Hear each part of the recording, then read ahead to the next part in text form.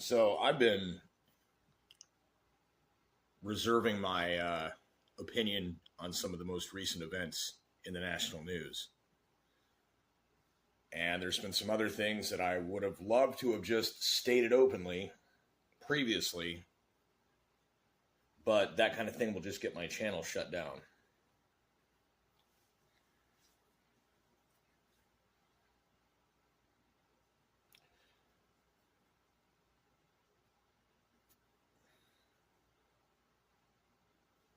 There's a lot of idiot nonsense that people keep saying.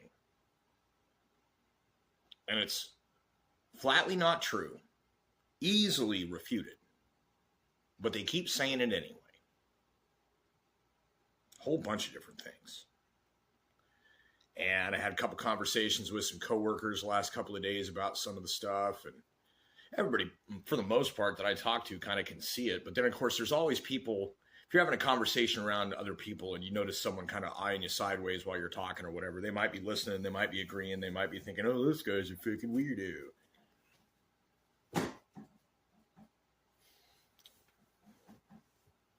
Case in point number one, Anna Kasparian checks Cenk Uygur on his Trump derangement syndrome. You can Google that, and there's a clip. Cenk says, when Trump was in office, he did crazy things all the time. And this is the thing that I hear people saying, right? That Donald Trump is just batshit crazy. The guy's so crazy, he's unpredictable. He's crazy. 4 years he was in office. There's got to be some video footage of him just being crazy. But you're not going to find it because it didn't happen. Case in point, number two, Bobby De Niro. De Niro was involved in a couple of different instances of receiving escort service from underage girls who had been trafficked. So somebody has blackmail material on him, causing him to go out and say the idiot bullshit that he says. Constantly talking about how Trump will never leave office once he's in power. It's like a broken robot, right? Because currently Trump is not in power. Even though he actually won the election in 2020, even though the Democrat Party cheated and have been caught being cheated. They got caught. But the courts refused to hear anything. Everybody on every side of everything just, well, but the rules say that we got to do this thing here. We got to secure the peaceful transfer of power. Okay, but the transfer of power only occurs after the election. And if the election was not clean, the transfer of power cannot logically take place.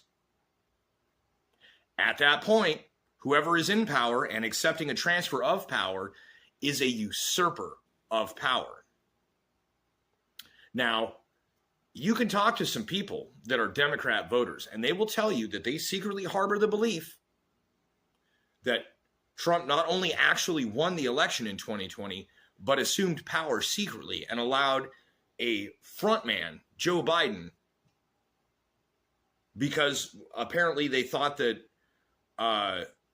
the left would riot harder than they already had been if Trump was reelected. That people would just lose their shit. And so the only thing they could do is let the other guy pretend to be president. But I don't really buy that. There is more indication that Barack Obama is pulling Joe Biden's strings than Donald Trump. But it's also a way to get roughly 10% of your average idiot Democrat voter who will vote blue no matter who. Literally, if it's a piece of poop on a plate, but it's been spray painted blue, they will vote for it.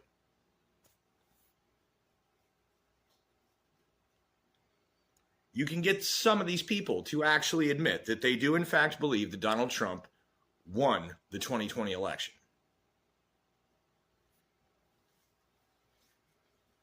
So for De Niro to say that Trump won't give up power once he's in office. That was what they said the last time, and that's not what happened the last time. Everything else that they said he was going to do that was super terrible, that he was the worst Hitler and everything else, never came true. None of it ever happened. And then after that, for the next 4 years, we watched the courts refuse to hear legitimate cases, legitimate concerns, affidavits. There was evidence.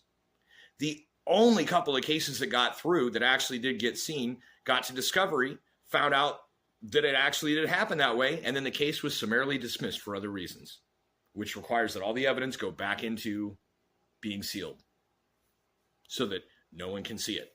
Although American hero Garland Favorito actually did get a public press conference out before his materials were withdrawn by the court, proving that the events seen on video at the Atlanta vote counting center, where they pulled things from under the table and counted them and shuffled them and counted them and shuffled them, had in fact actually taken place. And not only that, but the news lied, flat out lied. Disinformation, not just misinformation. Misinformation is if you get something wrong. Disinformation is when you intentionally lie. Because what they found was, not only were those ballots counted multiple times, but often many of the ballots in those stacks were identical, but with different ballot serial numbers on them, which means that there was more than one copy of several of those ballots in there, which is not okay.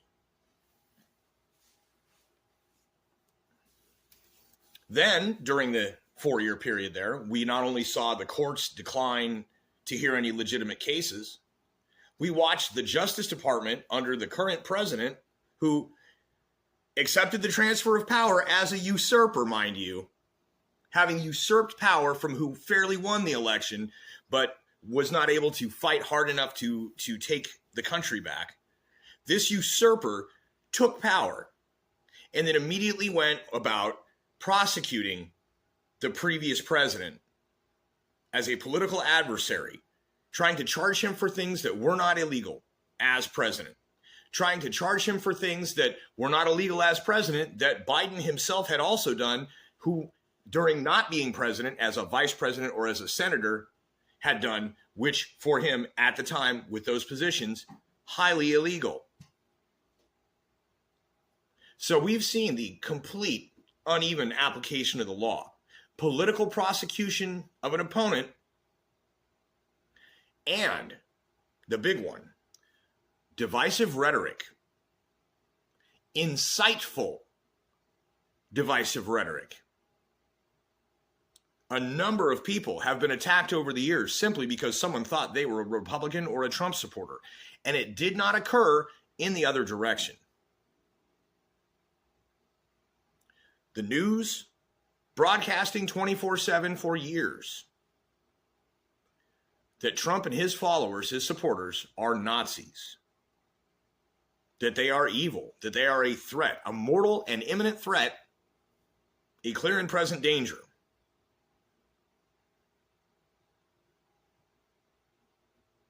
Cenk Uygur cannot come up with a single example of crazy things. Nobody else that says that, because more than one person says that. They say it exactly word for word the same, because they're a bunch of programmed, brainwashed idiots. Nobody can come up with examples of actual craziness from Trump, just like they can't come up with actual examples of him being racist, sexist, or homophobic. And in fact, most of the people that say that are completely unaware of what his policy stance is on any of those things. Which is to say, very moderate, actually. And he's always been very moderate. Oh, the farthest far right. No, you're fucking stupid if you believe that. You are a gullible moron if you believe that. Somebody tricked you if you believe that, which means you're stupid. And it's a kind of stupidity that cannot be fixed.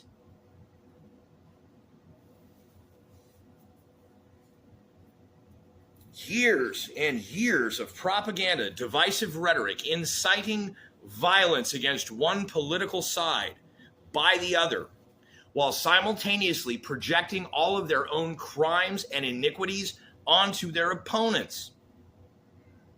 Robert De Niro says the fucked up shit that he says about Donald Trump because all that fucked up shit is actually true about Robert De Niro. That guy is a scumbag.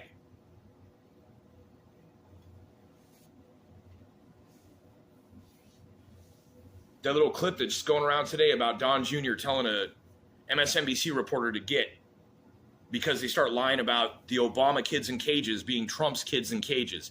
And it was definitely, verifiably, fact-checkably Obama's administration that did that, not Trump's. They're still doing it. It's like they can't stop. What are you supposed to do with somebody who is so fucking broken that they can't think? They can't speak truth or honesty. All they can do is keep repeating the bullshit lies they've been tricked and programmed into claiming they believe are real. In the Soviet Union, this is how they got people to get behind communism. And once they got communism in place, those people had to be disposed of, exterminated, because they could not be brought around to reason. Once you've been demoralized by the propaganda made so that you cannot distinguish what is real and what is not, you are permanently ruined in the brain. So we got people that can admit that Trump actually did win the election, but they have to claim that he is secretly controlling things so that what's actually going on with Biden and the Democrats usurping power isn't the Democrats usurping power like fucking fascists, but it's somehow Trump behind it because he's the evil. Now, when you saw Trump do the interview with the chick that kept trying to cut him off, and they did a town hall or whatever, and she just kept cutting him off and cutting him off and cutting him off. We'll actually, sir, and every single will actually that she had was a verifiable falsehood.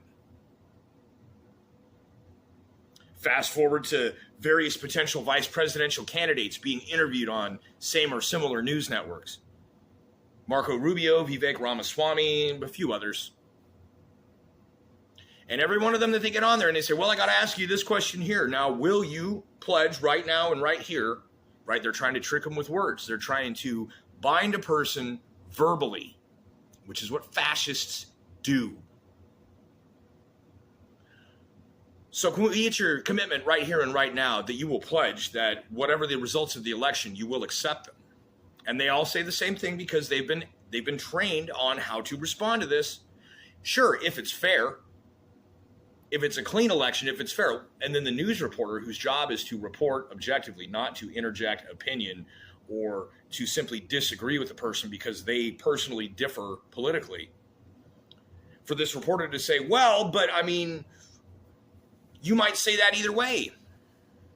Right there. That is crypto-fascism. That is the authoritarian creep. For people to try and do that. And it happened on Facebook with the censorship and people saying, well, did you think that January 6th was okay?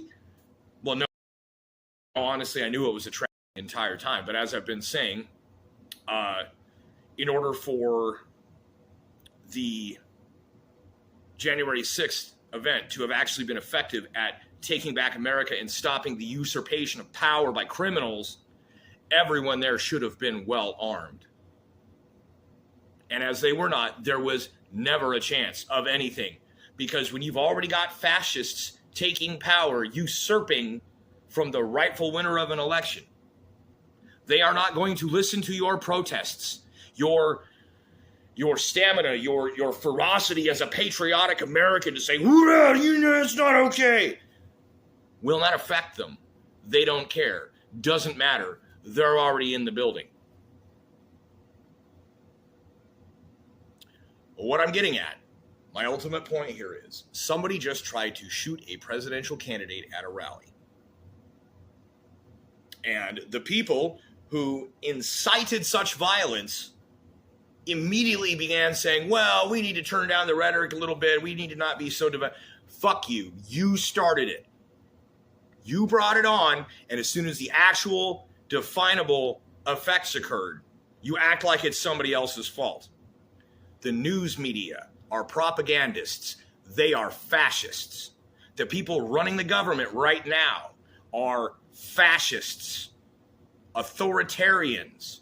They are prosecuting political opponents, using censorship, coercing private companies to get along, to go along, to silence people's opinions for disagreeing with clearly, definitively disprovable lies. And a significant portion of the country has been brainwashed in an irrevocable way. What are we supposed to do about it? Those of us who have clear thought, who are able to objectively assess situations still, to weigh the facts and come to our own conclusions.